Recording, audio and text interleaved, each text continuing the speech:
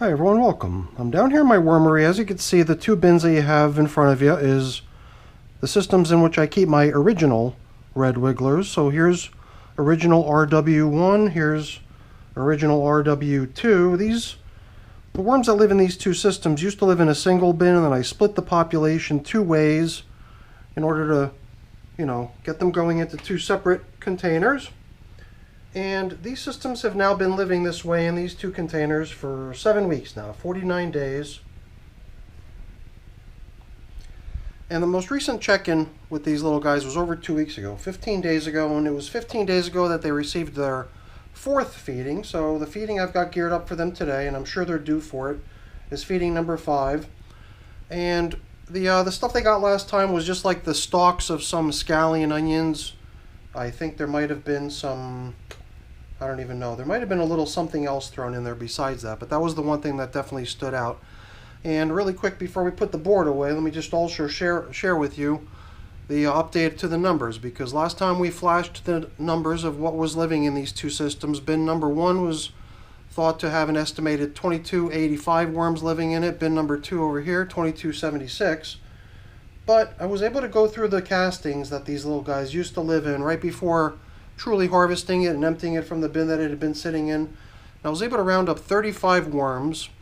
So the first thing I did was allocate 9 of those 35 in order to balance out the discrepancy in the numbers between the two bins to get them both into having the same exact number of worms in it. And then the remaining 26 worms were just added to each system. So now we've got populations in these two systems that can probably be thought to be almost identical.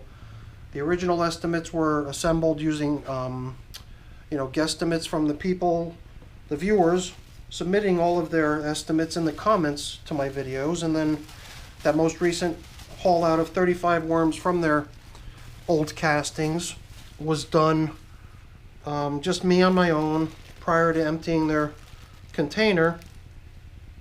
And there I actually did count the worms, so it wasn't an estimate, it was truly those numbers for sure. So let's see here. We've got a feeding zone indicator, but part of what I've got for them today is coffee, as well as a few old coffee filters. And I guess if these coffee filters had come off the top covering newspaper gracefully, we could have considered reusing them as feeding zone indicators, but at least that one stuck so hard to the top covering that it seems like it just wanted to shred to pieces. Same with this one for whatever reason. Well, I guess after 15 days, various things can happen. So these pieces of paper will simply get dropped down into the feeding zone as supplementary bedding with the feeding. But let's set these top coverings aside, get them out of our way so we can feed in peace over here. Now there's a little bit of a humming going on here. A little bit of racket coming from the fan that I have overhead. Sometimes I use the fan to blow onto my systems that I believe are a little bit too damp to try to dry them. In this case, I'm just using the fan to keep myself cool.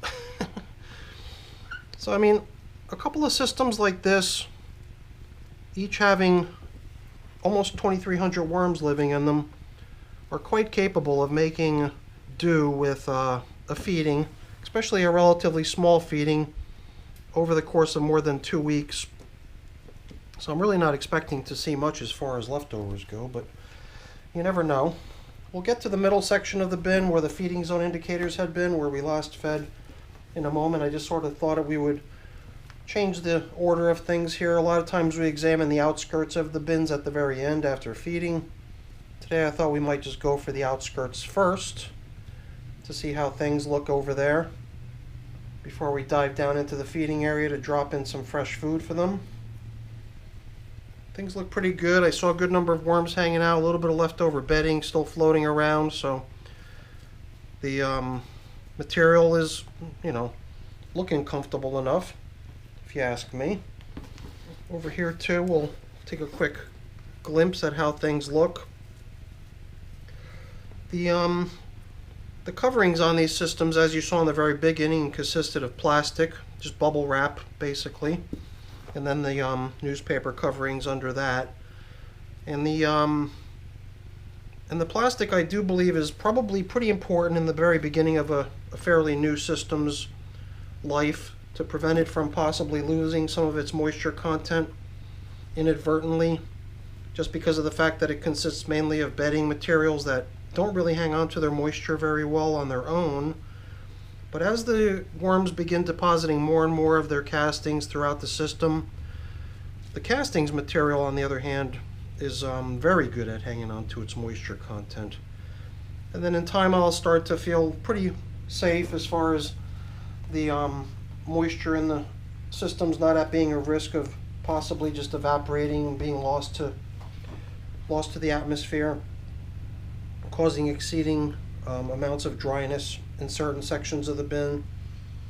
So I don't want to have that happen in a system that's this young, that consists mainly of bedding. But as you can see, the worms have been doing quite a number on the material in these systems over the past 49 days that these bins have been in service.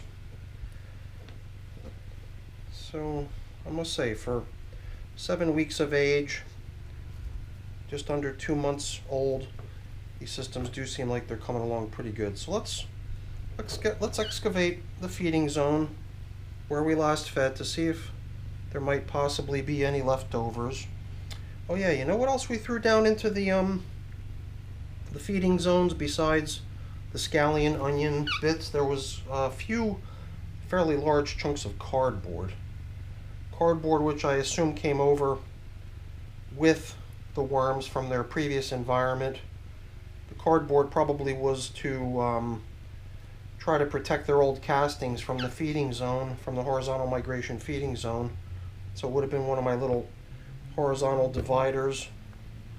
And again, after more than 2 weeks with yummy foods piled on top of the cardboard, there is a good likelihood that the majority of that cardboard might have just been gobbled up already.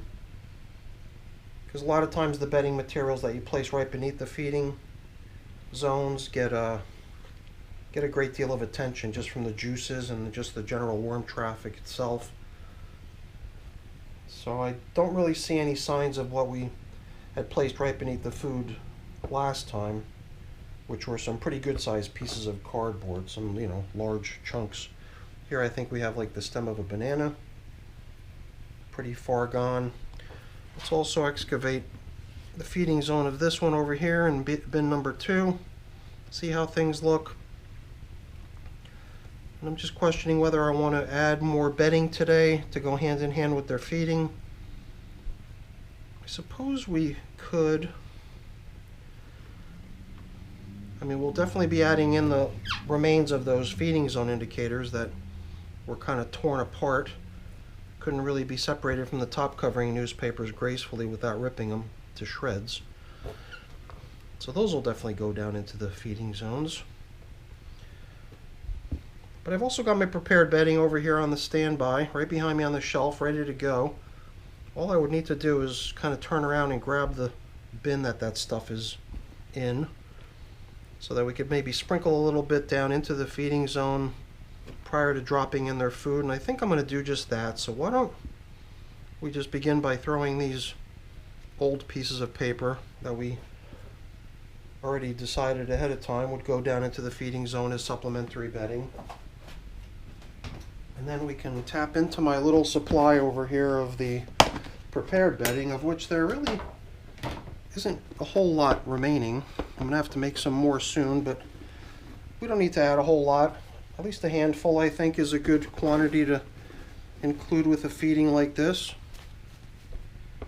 Yeah, perhaps that second handful wasn't as big as the first, so we'll be fair here and try to give each system an equal amount. And then we can come in with their delicious foods. Their foods are going to be half of a corn cob, which includes the kernels. So I had a few pieces of corn that was just leftovers, and just put in the freezer for a few days before giving it to the worms. It does seem to me like freezing the stuff that you give to the worms helps with the breakdown process. These apple peels are compliments of my mom, and I guess my mom must have attempted to peel each apple in such a way that it was just one long single piece of apple peel. So it's kind of like when you have spaghetti that you didn't break into pieces before eating it. You gotta like slurp the entire length of spaghetti and get spaghetti sauce all over your face. So I think that was a pretty fair split with the apple peel for the most part. We've also got apple cores in here. So I actually did go to the store and buy these apples for her, so I know some of them were Granny Smith, and I think that there was a couple other types that were red apples, but I don't see any peels of apples that are red in here. So I wonder if she didn't even use up any of the red apples for the dish that she was making. Perhaps the Granny Smiths were sufficient. And that reminds me, I've got some of that pastry that she prepared with that apple upstairs. I was given a little bit to take home, so I'm gonna have to give that stuff a try one of these days. I don't think I've even tasted it yet. So the stuff I'm sprinkling in now is coffee. And I think that's going to send me back to my supply shelf behind me, because the other thing I like to include when I drop coffee into the worm bins is a little bit of worm chow, which is right over where I keep the prepared bedding. There we go. So we're going to drop in a little bit of that too, to just make the coffee a little bit less boring. It does seem to me like if we sprinkle a little bit of worm chow in with the coffee, I never really seem to see any leftovers of coffee. And I'm not sure if it's because I'm making it more interesting for them by adding the worm chow to it. Perhaps they would just eat it anyway. Okay, and you know what? Before we cover up the feeding zone, I've also got this pulverized eggshell here, which is the form of grit that goes into my worm bins traditionally. I mean, if you don't have pulverized eggshell, you could use sand, you could use rock dust, crushed rock, whatever's on hand. The important thing with the grit is that it's some sort of a fine material that the worms can ingest, and it'll just help them break down the foods that they eat. So that was a pretty fun little check-in. We don't have a whole lot left to do over here except get the feeding zones covered back up. We've already inspected the outer edges. It's usually at this point that I use the covering up of the feeding zones as an excuse to just unearth the outer edges of the bin and inspect how things are doing out there. But we've already verified that everything in the outskirts of the bins is doing quite nicely. At this point, it's really just a matter of backfilling the feeding zone and leveling things off. And the last thing we do before putting on the top coverings is just applying these replacement feeding zone indicators right over where we last fed. Just a little tradition. I don't think we'd have a lot of difficulty locating where we last fed, because as you saw when we first got in here, there was a fairly substantial gully left behind from the worms depleting the food supply that they'd been given last time. So I'm sure we'd have no problem locating where we last fed. Not to mention the fact that feeding down the middle is just my basic approach anyway. In the past, I've kind of mixed it up and fed in different locations, did like pocket feedings and relocated the feeding zone from corner to corner, or fed on the edges of the bins and did ping pong style, go back and forth or whatever. But most of my bins I just feed down the middle, so feeding zones are, feeding zone indicators are almost unnecessary, since I pretty much consistently feed the same way in all my bins. But it's kind of a tradition and I like to do it, so what the heck. It gives me a reason to use up my coffee filters as well. It's some sort of official mode. So that's our check-in now with our 7-week-old 49-day original red wiggler worms, getting feeding number 5 here, and I think things look great. So hopefully you enjoyed the video. If you did, as always, please don't forget to leave me a quick thumbs up before you go. That's always very much appreciated. And if you haven't done so already, please also consider subscribing to the channel. That's very much appreciated as well. All right, everyone, thanks for watching. Have a great day. Bye now.